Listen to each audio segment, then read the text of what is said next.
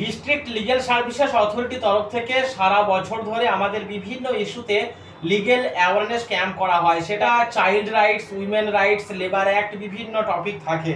তো এখন সম্প্রতি নালসা অর্থাৎ national legal services authority, supreme court তার তরফ থেকে একটা ইনস্ট্রাকশন দেওয়া হয়েছে সারা দেশের যত স্টেট লিগ্যাল সার্ভিসেস অথরিটি আছে এবং তার আন্ডারে যত ডিএলএসএ আছে অর্থাৎ ডিস্ট্রিক্ট লিগ্যাল সার্ভিসেস অথরিটি, তাদেরকে বলা হয়েছে যে observation of world এল্ডার abuse awareness day পালন করতে। তো আমাদের সারা রাজ্য জুড়ে অর্থাৎ পশ্চিমবঙ্গের সমস্ত জেলা আইনি পরিষেবা কর্তৃপক্ষ এই প্রোগ্রামটি অ্যারেঞ্জ করছে। আমরা বীরভূমেও করছি। আমাদের বীরভূমের ডিএলএস এর সেক্রেটারি নিরুপমা দাস ভৌমিক ম্যাডাম একটা ইনস্ট্রাকশন আমাদের দিয়েছেন এবং সারা বীরভূম জেলা জুড়ে হবে। তো বোলপুর এলাকায় বীরভূম জেলা পুলিশের সাহায্য সহযোগিতা নিয়ে 15ই জুন শান্তিনিকেতন থানাতেও আমরা এই দিবসটাকে বিশেষভাবে পালন করছি। তো প্রস্তুতি অনেকটাই শেষ দিকে। ব্যানারটি তৈরি করা হলো। মুক্তাবর না অলোক ব্যানারটা নিয়ে এসেছে। মুক্তাবর ব্যানারটা একটু দেখাও।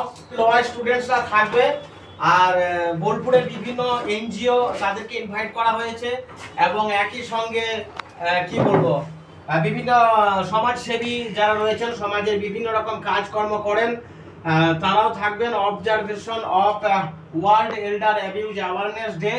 তো ঘটনা হলো যে আজকালকার দিনে সমাজের কিন্তু সংজ্ঞাটা বদলে যাচ্ছে। একটা সময় ছিল যে পরিবারের বাবা দাদু তারাই পরিবারের সর্বেসর্বা, তাদের কথার বাইরে চলবে ছেলে মেয়ে বৌমা, সেটা একটা সময় ছিল। আজ 2025 উন্নততর এই যুগ বলি না কেন, সমাজ বলি না কেন, সমাজের অনেকটা পরিবর্তন নাকি অধঃপতন কোনটা বলবো। এখনকার দিনে ছোটরা বড়দের প্রতি সম্মান করতে যেন শেখেনি বা সম্মান করতে জানে না বা হয়তো করে না। এবং অনেক পরিবারে এরকম ঘটনা আমাদের কাছে বহু কেস আসে, হয়তো সবার নাম ঠিকানা বলাটা ঠিক হবে না, যেখানে প্রবীণদের উপর একটা অত্যাচার, একটা বঞ্চনা অভিযোগ কিন্তু থাকে। সেটা কখনো ছেলে বাবার প্রতি অবিচার করে, আবার অধিকাংশে বৌমা দ্বারাও কিন্তু শ্বশুর শাশুড়ি নির্যাতনের শিকার হয়। সমাজের বুকে প্রবীণ যারা মানুষ আছেন তারা কিন্তু নির্যাতনের শিকার হচ্ছেন প্রতিদিন প্রতিনিয়ত বিভিন্ন পরিবারে। সব ক্ষেত্রে যে মামলা করতে হবে বা মামলা করেই সমস্যার সলিউশন হবে তা কিন্তু নয়।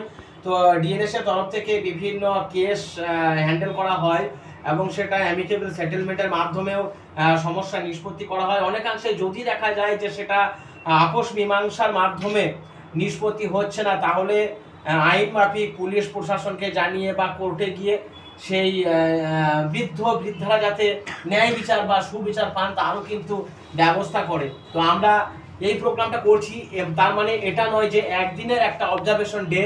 আমরা এটা মানুষের মধ্যে এই প্রচারটা চালাতে চাইছি, সমাজের প্রতি একটা বার্তা বা একটা খবর আমরা পৌঁছে দিতে চাইছি যে পরিবারে যদি কেউ নির্যাতনের শিকার হয় তাহলে তারা আইনি সাহায্য সহযোগিতা পরামর্শ কিভাবে পাবে, যোগাযোগ করবেন।